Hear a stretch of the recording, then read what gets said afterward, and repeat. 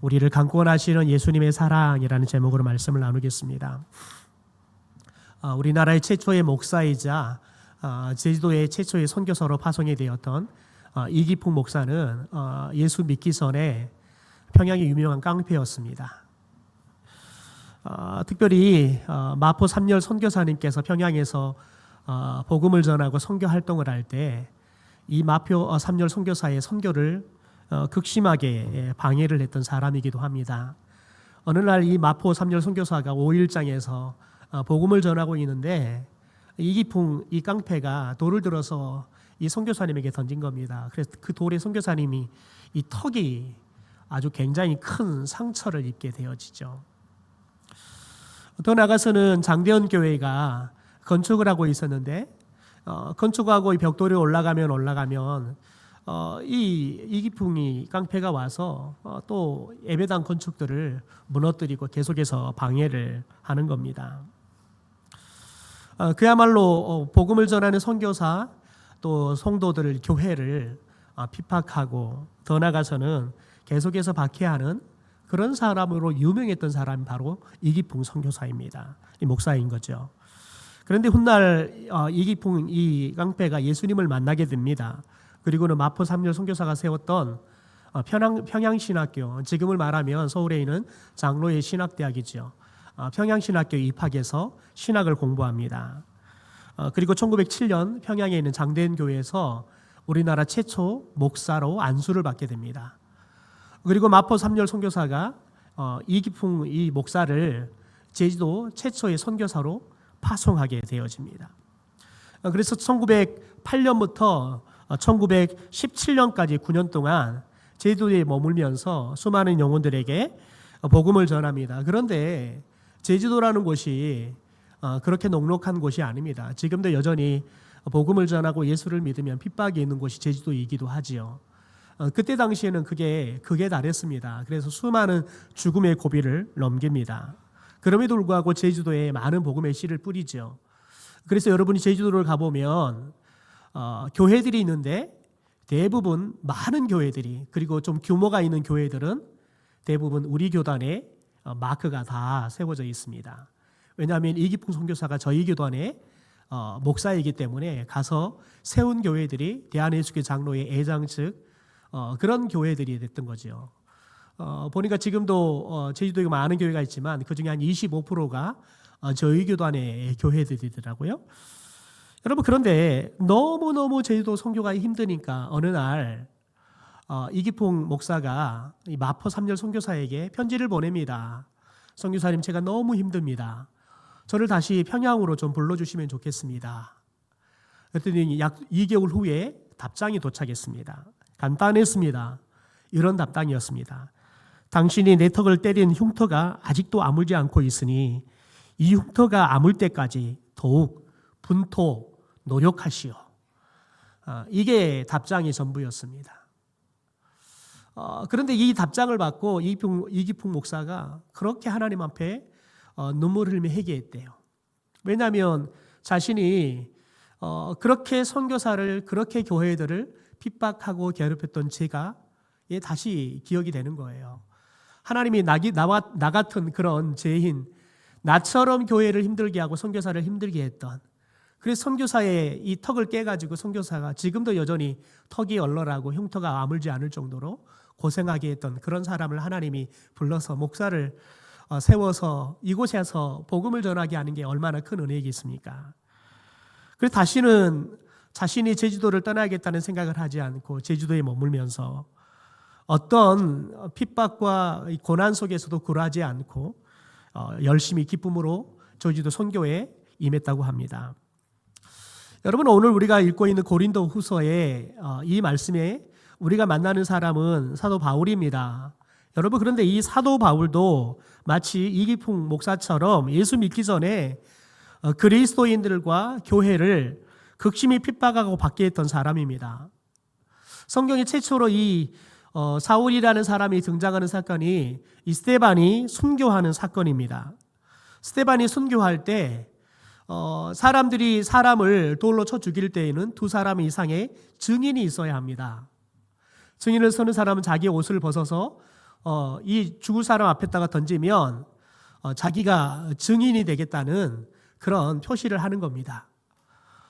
사울이 스데반이 사람들의 돌을 맞아 주고 마땅하다라고 생각했습니다. 그래서 자신이 자처해서 스데반의 죽음에 대해서 합법적이다라는 증인을 서지요.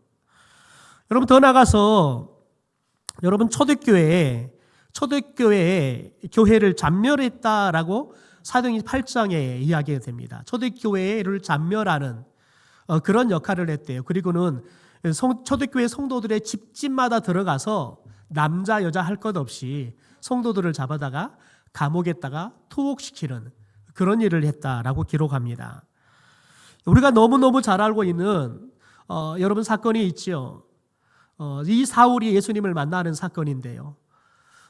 그가 소문이 듣기에 이 다메섹으로 사람들이, 특별히 예수 믿는 사람들이 가서 그 다메섹에도 많은 그리스도인들이 복음을 열심히 전하고 있다는 소식을 듣습니다. 그래서 대제사장들에게 체포영장을 발부받아가지고 250km가 넘는 꼬박 가면 7일 길을 가야 할 그 다메섹까지 가서 예수 믿는 사람들을 잡아다가 예루살렘을 꽂고 와서 이제 감옥에 투옥시키려고 하는 여러분 그런 특심을 가진 사람이 바로 사울, 이 바울이기도 했다는 거죠. 그래서 바울은 평생 자기는 죄인 중에 괴수다라고 고백을 하는 겁니다. 나는 늘 교회를 핍박했고 성도들을 늘 핍박했던 사람이다. 그래서 나는 죄인 중에 괴수였던 사람이다라는 고백을 하지요. 여러분 그런데 이런 사울이 다메섹이 다 이르렀을 때 길 위에서 부활하신 예수님을 만납니다. 여러분 그런데 부활하신 예수님을 만났는데 그가 완전히 사람이 뒤집어집니다. 그래서 지금까지 여러분 교회를 핍박했던 사람이 이제는 교회를 세우는 사람이 되었고요. 복음을 전하는 사람들을 잡아다가 감옥에 가두던 사람이 이제는 복음을 증거하는 사람이 되었습니다. 여러분 생각해 보십시오. 그래서 그는 내가 살아도 주를 위해서 살고 죽어도 주를 위해서 산다. 내가 먹으나 마시나 그 무엇을 하더라도 다 주님의 영광을 위해서 살겠다라고 고백하는 여러분 그런 위대한 사도로 그가 완전히 삶이 뒤바뀌어 버립니다. 여러분 바울이 어떻게 이렇게 복음을 위해서 전적으로 자신의 삶을 헌신하는 사람이 될 수 있었을까요? 여러분 바울이 예수님과 복음을 위해서 살게 된 이유가 뭘까라는 질문 앞에 14절에 바울은 답을 합니다. 우리 14절의 말씀을 같이 한번 읽어볼까요? 시작. 그리스도의 사랑이 우리를 강권하시는도다. 우리가 생각하건대 한 사람이 모든 사람을 대신하여 죽었은즉 모든 사람이 죽은 것이라. 그리스도의 사랑이 나를 강권했다라고 이야기해요. 여러분 여기서 바울이 자신이 이렇게 완전히 삶이 변해서 복음을 증거하고 교회를 세우는 사람이 될 수 있었던 그 비결의 핵심을 이야기합니다. 예수님의 사랑이 나를 강권했다라고 이야기합니다. 여러분 바울은 그리스도의 사랑이 자신을 지금 강권해서 가고 있기 때문에 자신이 어떤 고난과 핍박과 낙심된 상황이 와도 포기하지 않고 낙심하지 않고 복음을 전할 수 있는 이유가 바로 그리스도의 사랑이 나를 강권해서 끌고 가고 있기 때문에 그렇다라고 이야기해요. 여러분 여기서 강권하다는 말은 둘러싸서 밀어내다라는 말이에요. 그러니까 사람들이 이렇게 훅 둘러싸잖아요. 그러면 자신의 의지와 상관없이 자신을 둘러싸고 있는 무리에 의해서 끌려가는 거죠.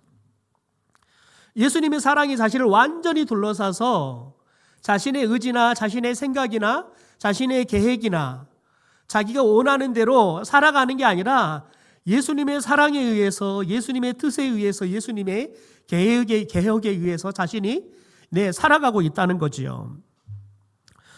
여러분 이런 강권하다는 말 속에서 우리가 알 수 있는 건 뭐냐면 여러분 강권하다라는 것은 부정적인 의미가 아닙니다. 하나님이 내 가기 싫은데 내 하기 싫은데 하나님이 나를 그냥 꽉 잡고 그냥 강제적으로 나를 끌고 간다 그런 의미가 아닙니다. 하나님의 사랑에 감동이 되어서 그 하나님의 사랑이 너무 커서 내 생각도 있고 내 계획도 있지만 하나님의 뜻, 하나님의 계획대로 하나님이 원하는 대로 살고 싶은 거지요. 여러분 그것을 이야기하는 겁니다. 바울은 지금까지 자신의 여러분 의를 가지고 살았습니다. 자신의 생각을 갖고 살았습니다. 자신의 계획을 갖고 살았습니다. 그 누구도 여러분 사울이었을 때 야 너가 다메섹에 가서 저 예수 믿는 사람들을 좀 잡아다가 예루살렘에 있는 감옥에 좀 넣어라 말하지도 않았습니다. 여러분 순수하게 여러분 자신의 생각, 자신의 계획, 자신의 뜻을 따라서 했던 겁니다. 그런데 지금부터는 예수님의 이 강권한 사랑에 의해서 자신의 계획이 아니라 하나님의 계획, 자신의 생각이 아니라 하나님의 생각을 따라 살고 있다라고 지금 이야기하는 거지요. 바울은 하나님의 강권하심이 그리스도의 넘치는 사랑이다라고 이야기해요. 여러분 생각해 보십시오. 여기 컵이 있습니다. 여러분 이 컵이 다른 사람에게 물을 흘려보낼 수 있는 방법이 뭡니까? 여러분 이 컵이 물을 다른 사람에게 흘려보낼 수 있는 방법은 딱 하나입니다. 이 컵에 물이 넘치는 겁니다. 그래서 컵에 물이 넘쳐서 흘러가면 자연스럽게 다른 사람들에게 물이 흘러가는 거지요. 여러분 그런데 이 컵에 물이 넘치지 않으면 이 컵은 자신의 안에 있는 물을 어떤 누구에게도 줄 수가 없습니다. 단지 누군가가 와서 이 컵을 들고 마신다고는 모르겠지만 컵 자신 스스로는 누군가에게 자신 안에 있는 이 물을 흘려보낼 수가 없는 거지요. 여러분 마치 그와 같습니다. 우리 안에 예수님의 사랑이 있지만 여러분 예수님의 사랑이 우리 안에 넘치지 않으면 저와 여러분도 누군가에게 예수님의 사랑을 전할 수 없습니다. 예수님의 사랑이 넘치면 자연스럽게 그 사랑이 다른 사람들에게 전해지는 거지요. 바로 그 사랑을, 그 강권하는 사랑을 넘치는 사랑이다라고 표현하는 거지요. 인도의 컬커타에서 빈민들에게 죽어가는 빈민들을 섬겼던 마더 테레사가 이런 말을 합니다. 나는 죽어가는 사람들 속에 예수님을 봅니다. 한 기자가 마더 테레사에게 질문했을 때 한 답입니다. 나는 저 죽어가고 있는 저 빈민들 속에서 예수님을 봅니다. 그래서 저는 저 더럽고 병든 사람들을 깨안기도 하고 때로는 입술을 맞춰주기도 하고 저들을 씻겨주고 제가 사랑으로 저들을 돌볼 수 있다는 거예요. 아무리 논리적으로 생각해도 마더 테레사가 이 인도의 컬커타 거리에서 저 빈민들을 돌보아야 할 이유가 없는 겁니다. 여러분 그런데 마더 테레사가 왜 자신이 이 인도 컬커타까지 와서 저 빈민들을 돌보는 일들을 하느냐? 여러분 예수님의 사랑의 힘 때문이라는 거예요. 예수님이 자신을 어떻게 사랑했는지 예수님이 자신에게 베풀어 주신 그 사랑의 힘 때문에 내가 이곳까지 와서 저들에게 예수님의 사랑을 전한다는 거예요. 여러분 그것을 어떻게 표현하냐면 나는 저들 속에서 예수님을 봅니다. 여러분 저들 속에 예수님을 본다는 건 뭐냐면 자신 안에 예수님의 사랑이 넘치는 거예요. 여러분 예수님의 사랑이 넘치니까요. 자신의 뜻을 따라 자신의 원하는 대로 살아가는 게 아니라 여러분 가기 싫은 누구나 가고 싶지 않은 냄새나고 지저분하고 아무리 사랑을 베풀어도 고마운 줄 모르고 오히려 떡을 주면 이제는 여러분 포도주를 내놔라고 자신의 맥살을 잡는 여러분 그런 사람들에게 포기하지 않고 복음도 전하고 그들에게 사랑도 나누고 그들을 돌보아주고 그들을 치료해주고 먹여주는 일들을 하게 되는 거지요. 결코 예수님의 사랑이 넘치지 않았다 그러면 마더 테레사 또한 평범한 한 사람의 수녀로 살다가 죽었을 겁니다. 그러나 여러분 마더 테레사는 늘 자신 안에 그리스도의 넘치는 사랑이 있었던 거지요. 여러분 넘치는 사랑이 있으니까 다른 사람 속에 거하고 계신 예수님이 보이는 거예요. 목사들은 12월이 되면 늘 머리가 아픕니다. 올해 멀쩡하게 사역하던 사람들이 내년부터는 안 하겠다고 말하죠. 특별히 교회 학교 교사들이 내년에는 저 안 할랍니다 라고 손을 드는 사람들이 많습니다. 여러분 왜 사람들이 그렇게 열심히 사역을 하다가 갑작스럽게 그렇게 사역을 그만둘까요? 우리는 요한계시록 등장하는 에베소 교회를 통해서 그 이유를 찾을 수 있습니다. 요한계시록 2장 2절 4절의 말씀을 현대어 성경으로 같이 한번 읽어볼까요? 자막입니다. 같이 읽죠. 시작. 나는 내가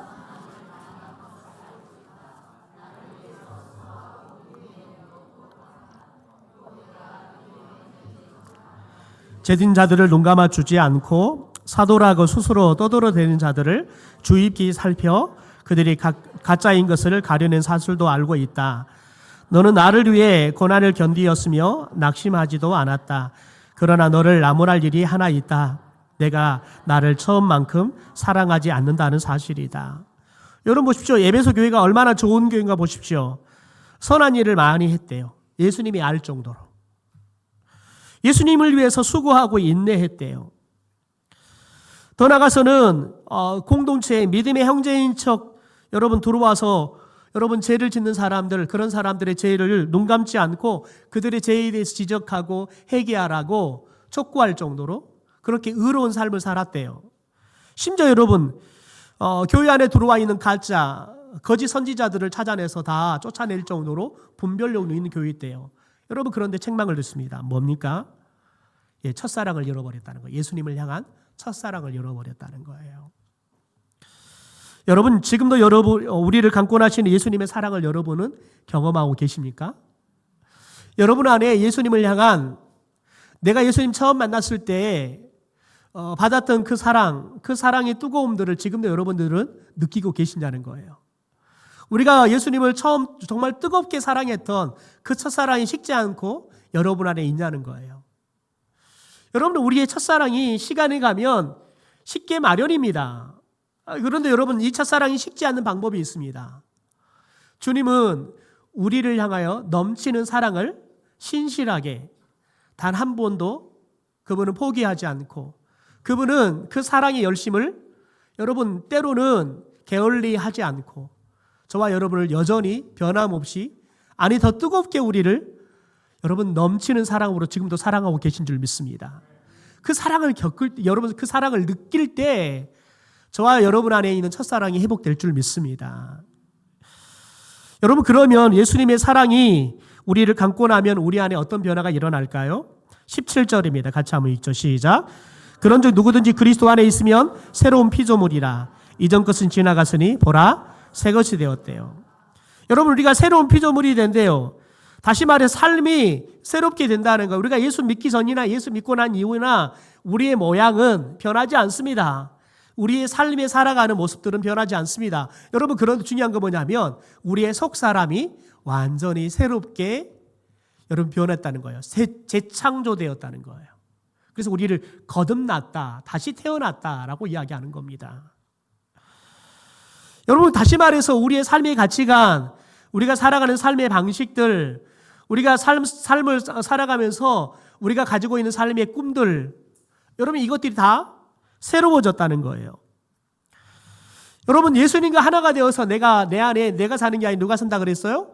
예수님이 사는 거죠. 그러니까 내 삶이 예수님의 가치관이 되고 내 생각이 예수님의 생각이 되고 내 언어가 예수님의 언어가 돼야 되는 거예요.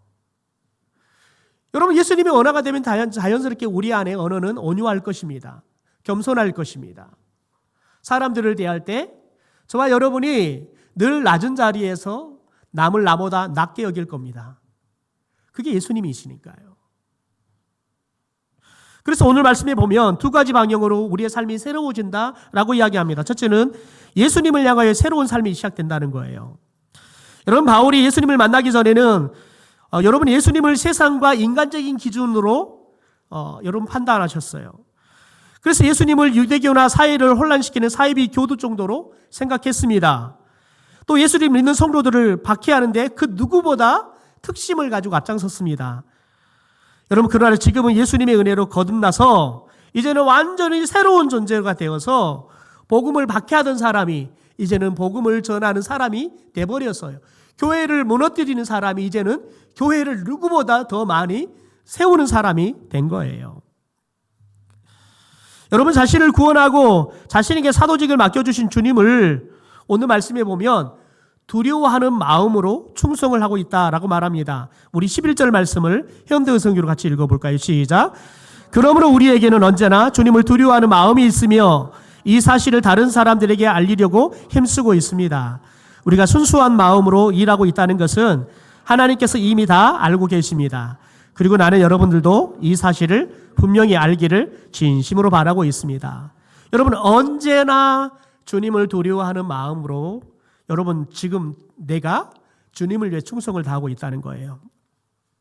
여러분, 여기서 두려워한다라는 것 단순하게 무서워한다 이런 개념이 아니에요. 여러분, 하나님을 우리가 이 말을 다른 말로 하면 경외한다라는 거예요. 하나님을 두려워하는 마음과 하나님을 사랑하는 마음, 이 두 가지 마음이죠.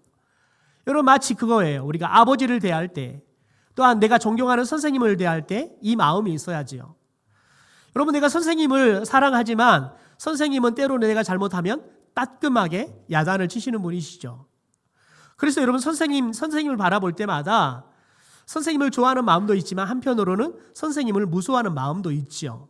그래서 늘 격을 지켜서 선생님한테 우리가 늘 대하죠. 아버지도 마찬가지입니다. 여러분, 그래서 이 경외심이 없으면 사람이 방자해지는 거예요. 여러분, 경외심이 없으면 무례해지는 거예요. 여러분, 왜 손자들이 할아버지의 수염을 짙습니까? 할아버지를 좋아하지만 할아버지를 두려워하지 않으니까요. 왜냐하면 할머니는 아무리 손주들이 잘못해도 야단치지 않거든요. 그냥 뭐든지 아이고 내 새끼 내 강아지 하면서 다 받아주거든요. 그러니까 할아버지 무서운 줄 모르니까 할아버지 수염을 잡아당기는 겁니다. 여러분, 그런데 엄마나 아버지는 다르죠. 잘못했을 때 따끔하게 야단치는 겁니다. 그러나 여러분, 우리를 얼마나 사랑하는지 모르잖아요. 그러니까 두려워하는 마음과 사랑하는 마음이 함께 존재하는 것, 바로 그게 경외하는 거예요. 여러분, 이 마음이 있을 때 변함없이 열심을 갖는 거예요. 열심을 갖는 거예요. 여러분 보십시오. 바울이 예수님을 만나기 전에 그렇게 예수님을 사이비 교도 정도 취급했습니다. 그런데 여러분, 이제는 예수님을 만나고 나니까요, 예수님을요 가장 사랑해요. 가장 존경한다고요. 우리를 향한 극진한 사랑, 우리를 위해 십자가에 죽기까지 그분은 우리를 위해서 희생하셨잖아요. 그걸 경험하고 나니까요, 예수님을 사랑하지 않고서는 견딜 수가 없는 겁니다.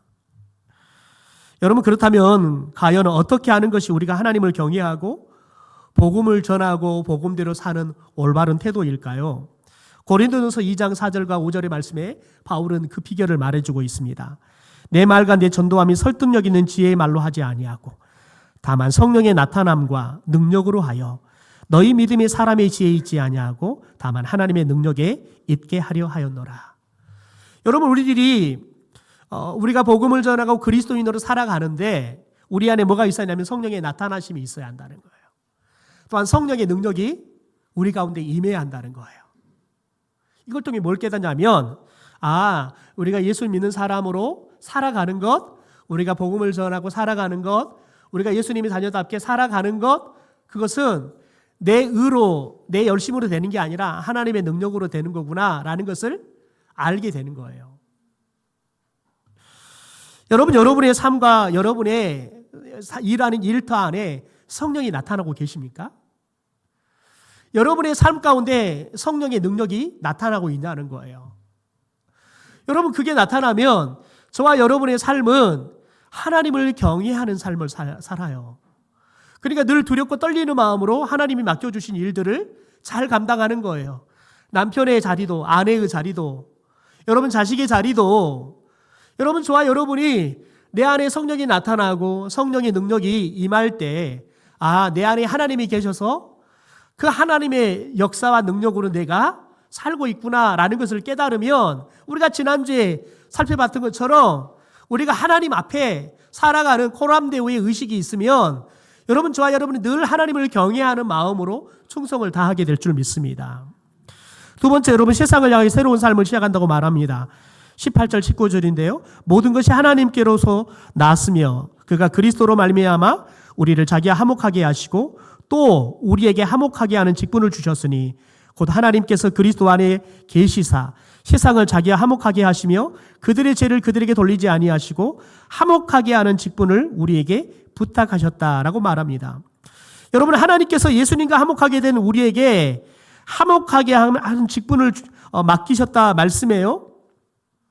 여러분, 하나님은 우리에게 화목하게 하는 직분을 맡겨주기 전에 먼저 하나님이 우리와 화목하게 되었던 여러분 그 비결에 대해서 가르쳐주고 있습니다. 19절을 볼까요? 그들의 죄를 그들에게 돌리지 않았다. 여러분, 여기서 우리는 하나님이 우리하고 화목하게 되는 비결에 대해서 우리는 배울 수 있습니다. 여러분, 여기서 돌리다는 말은 따지다, 계산에 넣다, 장부에 달다. 여러분, 장부에 달다는 건 뭐예요? 내가 그걸 다 받을 때까지 기억하겠다는 거예요. 더 나아가서 심사숙고하다, 그런 의미가 있습니다. 그러니까 하나님께서는 우리가 예수님을 믿는 순간, 그래서 예수님이 우리의 죄를 다 깨끗하게 해준 순간 우리의 죄를 더 이상 따지지 않는데요. 더 이상 장부에 달아서 기억하는 일을 하지 않는데요. 그러니까 장부에 달지 않는다 이 말이죠. 기억하지 않는데요. 여러분, 계산에 넣지 않는다는 거예요. 야, 너가 이런 죄 지었으니까 내가 너 이런 벌을 내릴게, 이런 계산하지 않는다는 거예요. 여러분, 저와 여러분이 서로 부딪히고 싸워서 그래서 사이가 나빠졌던 사람들이 여러분 화해하고 화목하게 살 수 있는 비결은 뭐냐면 과거에 우리들이 서로 싸우며 잘못했던 것들을 더 이상 기억하지 않는 거예요. 여러분, 그런데 꼭 부부가 싸우다 보면 어떻게 해요? 얘 양말 갖고 싸웠는데 얘 싸우다 보면 저 결혼 준비할 때 여러분 이야기까지 올라간단 말이에요. 여러분, 그러니까 싸움이 커지는 거예요. 여러분, 우리가 화목할 수 있는 비결은 뭐냐면 여러분, 상대방의 잘못에 대해서 더 이상 따지지 않는 거예요. 기억하지 않는 거예요. 야, 너 그때 잘못했는데 나한테 사과를 하긴 했어? 야, 너 그때 그랬는데 너 그 이후로 나한테 어떻게 했어? 여러분, 더 이상 묻지 않는 거예요. 그럴 때만이 화목해요. 여러분, 왜 우리가 그래야 돼요? 하나님이 우리를 그렇게 용서하시고 하나님이 우리를 그렇게 하시니까요. 여러분, 하나님이 한번 따지기 시작해 보세요. 감당 안 돼요.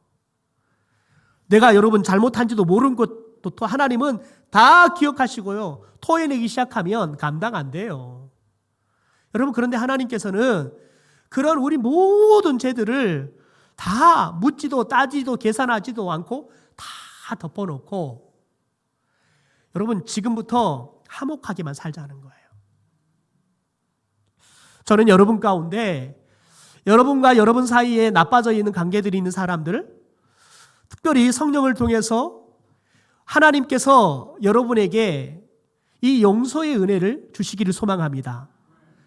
여러분, 묻지도 따지지도 않는 은혜를 주시기를 소망합니다. 여러분, 21절 볼까요? 하나님이 죄를 알지도 못하신 그리스도에게 우리 죄를 대신 지우신 것은 우리가 그리스도 안에서 하나님에게 의롭다는 인정을 받도록 하기 위한 것이다. 여러분 보세요. 죄를 따지지도 않는 건 두 번째 치고요. 우리를 뭐라고요? 의롭다. 너 의로운 사람이다. 누구 때문에요? 예수님 때문에요. 예수님이 죄인인 우리를 의롭다 하나님이 그렇게 인정해 주도록 하기 위해서 그분은 죄 없으신 예수님이 십자가에서 우리를 대신해서 죽으셨대요. 여러분, 그리스도인들은 절대 다른 사람의 죄에 대해 따지면 돼요, 안 돼요? 따져보십시오. 예수님이 그때부터 여러분 죄들을 나열하기 시작할 겁니다. 왜요? 예수님이 그렇게 말합니다. 너가 비판하면 내가 너를 비판할 거라는 거예요. 너가 너 이웃의 죄를 용서하지 않으면 하나님도 우리 죄를 용서하지 않겠다 말씀하세요. 여러분, 그래서 저와 여러분이 그럴 때마다 여러분 우리 이웃의 여러분 우리 가정의 남편의 부인의 잘못들이 자꾸 생각나잖아요. 여러분, 그러면 뭘 생각해야 돼요? 주님이 나를 용서했던 내 죄를 생각해야 돼요. 그래서 바울은 평생 하나님 앞에 자기가 얼마나 죄인이었는지를 늘 생각해요. 여러분, 그러니까 그가 가면 갈수록 믿음이 깊어지면 깊어질수록 뭐라고 해요? 나는 죄인입니다 하다가 나중에는 저는 죄인 중에 개수입니다 라고 이야기하는 거예요. 여러분, 이게 예수를 닮아가는 사람의 모습이에요. 여러분 안에 다른 사람의 죄를 따지고 묻고 하는 여러분 그 죄악의 모습들이 다 성령을 통해 사라지기를 주님의 이름으로 축원합니다. 여러분 놀라운 것은 여러분 이런 사울이 변해서 바울이 되잖아요. 그래서 예루살렘 교회에 가서 사도들과 예루살렘의 성도들과 함께 이제는 사이좋게 좀 지내고 싶었어요. 왜요? 그가 다메섹에 오기 전까지 그들을 그렇게 괴롭혔잖아요. 교회를 잔멸했고 성도들이 집집마다 다 들어가서 남자든 여자든 상관없이 잡아다가 감옥에 집어넣는 일을 했잖아요.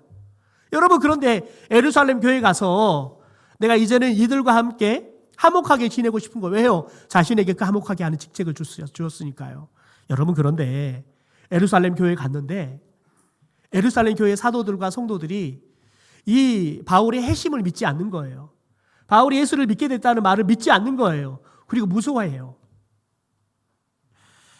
여러분 볼까요? 사도행전 9장 26절입니다. 사울이 예루살렘에 이르러서 거기에 있는 제자들과 어울리려고 하였으나 그들은 사울이 제자라는 사실을 믿을 수가 없어서 모두들 그를 두려워하였다. 여러분 그런데 그때 한 사람이 나섭니다. 바나바입니다. 바나바가 화목해하는 직책을 감당합니다.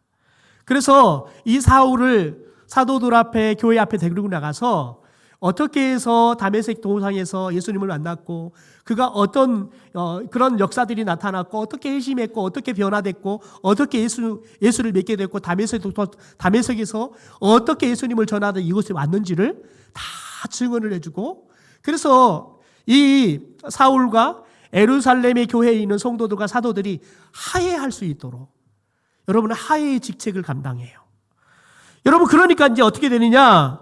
여러분 사도행전 9장 28절 보십시오. 그래서 사울은 제자들과 함께 지내며 자유롭게 예루살렘을 드나들면서 주님의 이름을 담대하게 전했대요. 여러분 그러니까 어떻게 일어나요? 어떤 일이 일어나요? 9장 31절 같이 한번 읽어보겠습니다. 같이 읽죠. 시작. 그리하여 온 유대와 갈릴리와 사마리아 교회가 평안하여 든든히 서가고 주를 경외함과 성령의 일호로 진행하여 수가 더 많아졌다. 여러분 보세요. 예루살렘에 있는 예루살렘 교회의 성도들과 사도들과 함께 이제는 화해하고 함께 지내면서 함께 자유롭게 예루살렘에 나가서 복음을 전했는데 여러분 놀라운 일이 일어나잖아요. 온 유대, 사마리아, 여러분 갈릴리, 여러분 놀라운 복음들이 계속해서 확장이 되어져 가는 거죠. 여러분 저와 여러분이 이런 여러분 부흥을 일으키는 화목의 직책자들이 되기를 주님의 이름으로 축원합니다. 그럼 어떻게 하겠을까요? 먼저 하나님과 화목하십시오. 여러분 저와 여러분이 이웃과 화목하지 못하는 이유는 뭐냐면 내가 하나님과 화목하지 못하기 때문에 그러는 거예요. 여러분 거의 99%예요. 때로는 여러분 내가 하나님을 사랑하고 하나님과 화목해서 저들에게 복음을 전하지만 저들이 나한테 끊임없이 시비를 걸고 나와 화목할 의지가 없어서 화목하지 못하긴 하지만 최소한 성도와 성도 사이에서 화목하지 못하는 이유는 뭐냐면 내가 하나님과 화목하지 않기 때문에 그러는 거예요. 그래서 여러분 내가 누군가의 관계가 깨어진다 그러면 늘 점검하는 게 뭐냐면 나는 하나님과 화목하고 있는가를 점검해야 돼요. 여러분 그것을 화목하잖아요. 하나님과 화목하잖아요. 여러분 그런데 하나님과 화목한 것은 내가 하나님과 화목하려고 해서 화목해진 게 아니에요. 하나님이 나에게 찾아오셔서 일방적으로 화목의 손을 여러분 베풀어 주시고 나를 붙잡아 줬기 때문에 내 죄를 용서해 주시고 내 죄를 따지도 않고 묻지도 않고 여러분 나를 사랑해 주셨기 때문에 내가 화목할 수 있는 거예요. 여러분 그걸 깨닫잖아요. 그러면 저 사람이 내가 아무리 손을 잡으려고 해도 뿌리쳐도 예수님처럼 그가 내 손을 인정할 때까지 여러분 사랑을 베풀 수 있는 거예요. 여러분 그럴 때 화목이라는 게 싹이 나고 열매가 맺어지는 거예요. 여러분 그러므로 저와 여러분이 한 주간을 사랑하면서 지금도 여전히 우리를 강권하시는 넘치는 사랑으로 우리를 사랑하고 계시는 그 예수 그리스도의 사랑을 경험하기를 주님의 이름으로 축원합니다. 하나님과 화목하기를 주님의 이름으로 축원합니다. 그래서 그 화목함으로 우리의 이웃들, 우리 가족들과 화목함으로 우리를 통해 부흥의 역사가 일어나기를 주님의 이름으로 축원합니다. 기도하겠습니다. 주님,